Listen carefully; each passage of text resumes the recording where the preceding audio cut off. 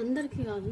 ఇప్పుడు నేను చెప్పే విషయం కొంతమంది పేరెంట్స్కి ఏంటంటే, పిల్లల్ని కానీ వాళ్ళ సంపాదన మీద బతుకుతుంటారు చూడండి. గింత గింత పిల్లలప్పుడు పండ్లకు పంపించి భిక్షాటనలకు పంపించి బతుకుతుంటారు చూడండి. అలాంటి వాళ్ళకి చెప్తున్నాను నేను, నీ బిడ్డకి నువ్వు ఎన్ని కోట్లు సంపాదించి ఇచ్చినా అవి ఉంటాయో లేదో నీకు తెలియదు, నాకు తెలియదు. కానీ అక్షర జ్ఞానం అనేది నీ బిడ్డలకి ఇస్తే అది లైఫ్ లాంగ్ ఉంటుంది. అది 1,00,000 మందికి వంచినా కూడా తరగని నిధిలా ఉంటుంది.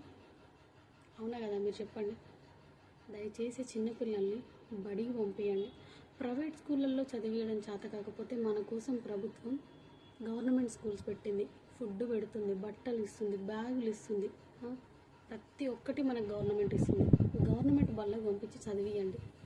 దయచేసి రిక్వెస్టింగ్గా చెప్తున్నా. చాలామంది నాకు తెలిసిన వాళ్ళే ఉన్నారు, మా ఊళ్ళల్లోనే ఉన్నారు. పిల్లల్ని బడికి పంపాలంటే పని పోతే 200 వస్తాయి కదా, బడికి పోతే ఏమొస్తుంది అనుకుంటారు.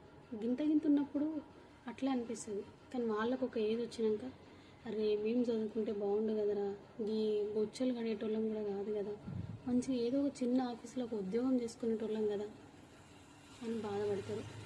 దయచేసి నేను ప్రతి ఒక్కరికి చెప్తున్న విషయం, మీ బిడ్డలకి కోట్ల ఆస్తి ఇచ్చినా ఇవ్వకపోయినా కూడా అక్షర జ్ఞానం అనేది ఇవ్వండి. అది మళ్ళీ చెప్తున్నా, తరగని నిధిలా ఉంటుంది. ఇది ఎవరికి షేర్ చేయాలో తెలుసు కదా వీడియో. ఏదో నాకు తెలిసినంతలా ఒక చిన్న మెసేజ్ అంతే.